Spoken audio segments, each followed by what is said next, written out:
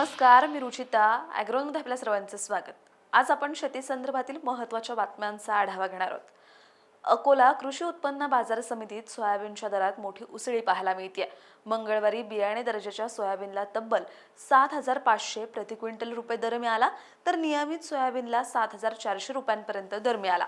गेल्या 5 वर्षातील हा सर्वाधिक दर मानला जात असून शेतकऱ्यांमध्ये समाधानाचं वातावरण निर्माण झालंय.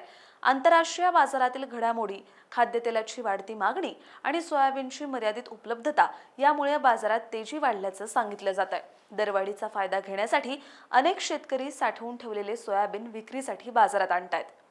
तुमच्या बाजारपेठेत सोयाबीनला काय दर आहे हे आम्हाला कमेंटमध्ये नक्की सांगा. बदलत्या हवामानामुळे शेतीसमोरील संकट वाढत असताना केंद्र सरकारने मोठी माहिती दिली आहे. 2014 ते 2025 या कालावधीत देशात तब्बल 2,996 हवामान अनुकूल पीक वाण विकसित करण्यात आलेत. भारतीय कृषी संशोधन परिषदेच्या नेतृत्वाखाली राष्ट्रीय कृषी संशोधन प्रणाली अंतर्गत ही वाणे विकसित करण्यात आली आहेत. या वाणांचा उद्देश दुष्काळ, पूर, उष्णतेची लाट, पाण्याची कमतरता आणि हवामान बदलामुळे होणारे पीक नुकसान कमी करणं हा आहे. यासोबतच direct seeded rice, zero tillage गहू, ताण सहनशील पिके आणि पीक अवशेष व्यवस्थापन यांसारख्या आधुनिक शेती तंत्रज्ञानाचाही प्रसार करण्यात येतोय. पुणे जिल्ह्यात मागील 3 ते 4 महिन्यांपासून रखडलेली वहिवाट मोजणीची कामं आता पुन्हा सुरू होणार आहेत. महसूल मंत्री चंद्रशेखर बावनकुळे यांनी पत्रकार परिषदेत ही माहिती दिली.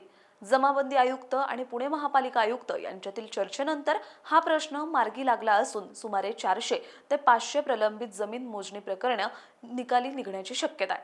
मोजणी अभावी अडकलेली मालमत्ता नोंदणी प्रक्रिया आता पुढे सरकणार असून यामुळे मध्यमवर्गीय घर खरेदीदारांना मोठा दिलासा मिळणार आहे.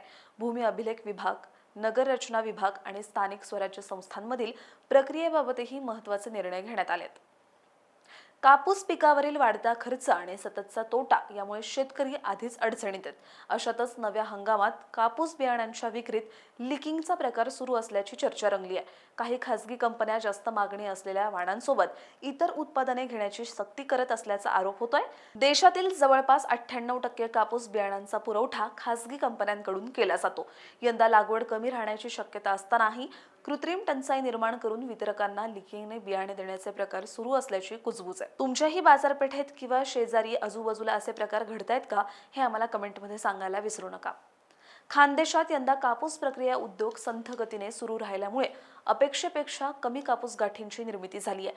प्रत्यक्षात 22 ते 23 लाख गाठी तयार होण्याची अपेक्षा असताना केवळ 18 लाख गाठींचं उत्पादन झालंय. कमी आणि विस्कळीत कापूस पुरवठा, वित्तीय अडचणी, कर्जबाजारीपणा आणि मजूर टंचाई ही यामागची प्रमुख कारणं सांगितली जात आहेत. खानदेशातील 150 जिनिंग प्रेसिंग कारखान्यांपैकी फक्त 112 कारखाने सुरू होते. डिसेंबर ते फेब्रुवारी दरम्यान दररोज सरासरी 22,000 क्विंटल कापसाचा पुरवठा झाला. महात्मा फुले कृषी विद्यापीठाने 2025-26 या वर्षात विविध पिकांचे तब्बल 8,456 क्विंटल बियाणे तयार केलेत. येत्या 2026-27 वर्षासाठी विद्यापीठाने 8,637 क्विंटल बियाणे उत्पादनाचं उद्दिष्ट ठेवलंय. यामुळे शेतकऱ्यांना विविध पिकांच्या सुधारित आणि सत्यप्रत बियाणांचा मोठ्या प्रमाणात लाभ मिळणार आहे. या उपक्रमामुळे दर्जेदार बियाणांची उपलब्धता वाढून उत्पादन क्षमता सुधारण्यास मदत होणार असल्याचं सांगण्यात येत आहे.